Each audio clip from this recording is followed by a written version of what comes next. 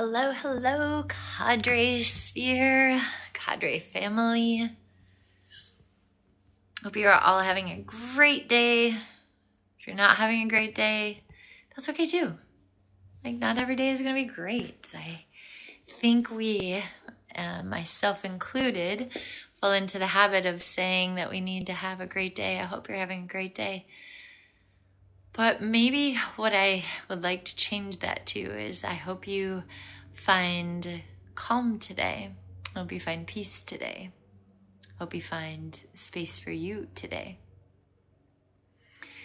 I'm excited to be here on Cadre, coming into you live. Coming in today from my little special place. It's a place that that we call the sanctuary, because it oftentimes when we come here, it has a very calming effect. Hello, lake lover, welcome. Nice to have you here. My name is Gina Jules. If we haven't been together before, I'm excited to meet you. Just holding space as people start to come in on this beautiful Sunday. It's gorgeous out there. Lake lover, where do you live? Are you in Minnesota? Are you in the land of 10,000 lakes? So my name is Jean. I'm here. I'm excited to be here. I started by saying I hope you all have a great day, but I wanted to state that differently and say that I hope you're having a day where you feel comfort. Hope you're having a day where you feel peace of mind. I hope you're having a day where you feel connected, calm. Oh, Michigan, you have a great lake too. No pun intended, but maybe pun intended. I'm dialing in today from this place that we call a sanctuary. So many of you know, or if you're new to me, you probably don't know this. I am, besides a coach and a consultant, I'm also a Reiki master, a certified breath worker, a certified sound therapist. So I do a lot with moving energy and working with people to help them reset, to heal, to grow. Not a therapist, but all different types of healing modalities to help shift energy. And so today or tonight, it's a full moon. Wherever you're at, if you look up in the sky, you'll see that it's a beautiful full moon.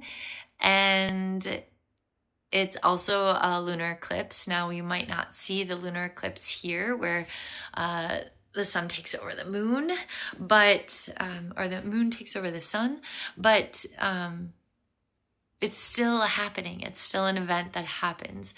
And I am sitting in my space today. And the space that I have, it's full of crystals. I do one-on-one sessions here.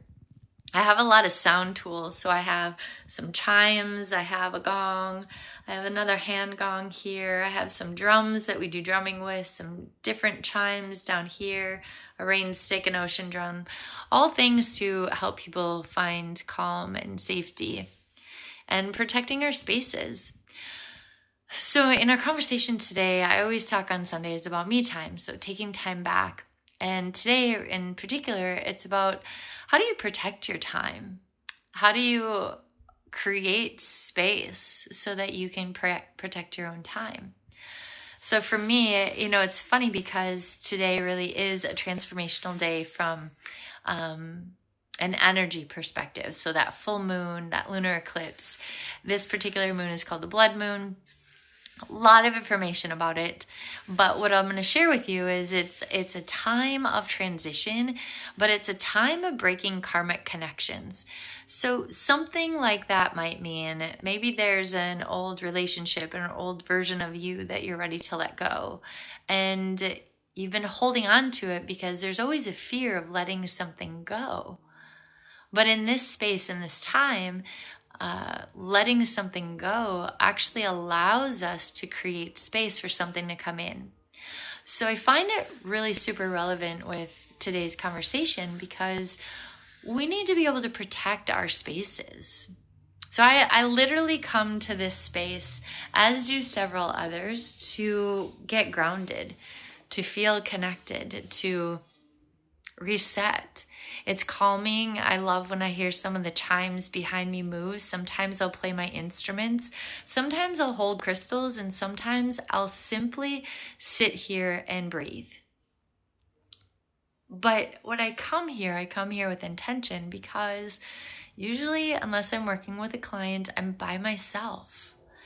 And I really like being able to have some place that I can go, whether it's a coffee shop, maybe it's an outdoor park bench, someplace that I can go that the space is literally just my space. Now, other people might be passing through, but I'm not there for anybody else in that moment.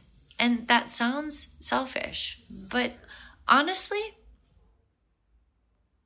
we might feel like it's selfish. But when we take the time to protect our own spaces, protect our own times, really we're saying, I choose me. I choose me right now.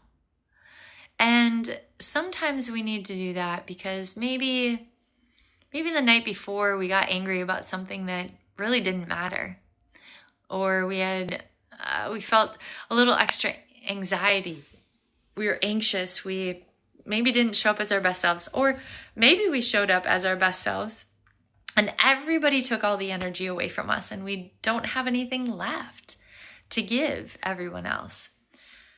So I find that I try my best to make Sundays me time. That's why I call it me time. I try not to schedule things on Sundays if I can, or if I do have to schedule things on Sundays, like Sunday mornings I teach a spin class, and tonight I'm actually hosting an event. It's a women's circle focused on the moon energy and transitions and gratitude. And in order for me to hold all those spaces for everybody else, I need to find a time where I can just have time for me. Sometimes in that space, I write. Sometimes in that space, I might listen to a meditation. Sometimes I might just take a nap because that's what I need in that moment. But if we don't allow ourselves to calm our systems, so calm our minds, calm our bodies, we create more opportunities for us to break, for us to crack. Without having those opportunities to reset our systems, we aren't always able to show up as our best selves. And it's important that we feel like we can take that time. But so often we need to be on for everybody else. Hi, Jules, welcome. So often there are people in our lives. Maybe you have kids, maybe you have aging parents, maybe you have siblings that require more energy, coworkers that require a lot of energy from you. And it's important that we just take the time to sit and take our energy back. Maybe it's go for a walk. So today, in protecting time, I've kind of talked about a few different things, so I'm going to pull it all together. So I shared with you that I'm intentionally sitting in this space. Jules, next time you're in town, you need to come to my studio. You can take a look at the magic that's here. But protecting your space can look as simple as time blocking your calendar. It can look as simple as taking a day, signing up for a retreat, looking on Eventbrite and seeing what is happening in your city, in your town, that might be something that refuels you. Protecting your space can be setting boundaries. I used to set a boundary with my mom, as an example, and I love my mom. But I would have to set a boundary with her that when I would come to visit her, she couldn't just start telling me all the things that she needed right away.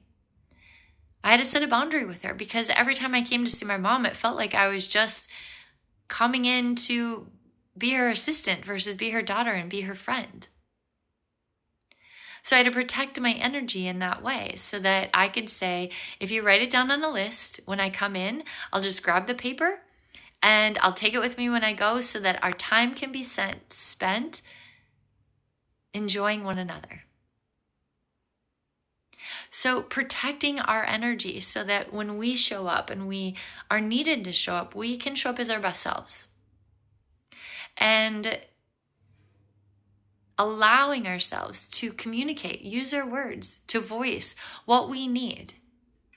Maybe it's as simple as telling our partner or our spouse or a significant other that today I need 2 hours of alone time. Can I just have the house to myself? Now, sharing with them why. I just need the house to myself because I need to reset and I want to just not have any music on, no TV on. I just want to sit here and read a book and not feel like I need to put energy out. Because even if we love somebody and we're in something committed or have a roommate, we're still humans first. They need time to have space to themselves. We need time to have space to ourselves. So what are the things that you can do today, tomorrow, in the next week? They can help you set your own boundaries, and know that setting boundaries and protecting your spaces, protecting your time, protecting your energy is probably one of the greatest gifts you can give to yourself. Now, if you've never done this before, you haven't experienced this with other people before, they might resist. They might try to intrude on your space. They might come in after an hour and tell you how bored they are and say, let's go do something. They might resist the fact that you need space because for them, one, you haven't done that before, maybe. And two, maybe they have their own fear of you taking space for you means there's something wrong with them. But here's the deal. That's on them. If you communicate clearly, ask for what you need, set the boundaries, and say that in this moment, my energy is feeling depleted. I need to do something to recoup my own energy. Humans are energetic beings. They will take energy and they will give energy. Animals, sometimes they can take energy and sometimes they can just be loving energy givers. Just depends. So protecting our spaces, here's why it's important. I'll recap again. It's important because we need to have space to be ourselves, to be human, to feel all the feels, to think the things, to have our own hobbies, to find ways to rejuvenate ourselves, because that oftentimes has to come from within. It's not always going to come externally in to help us reset ourselves.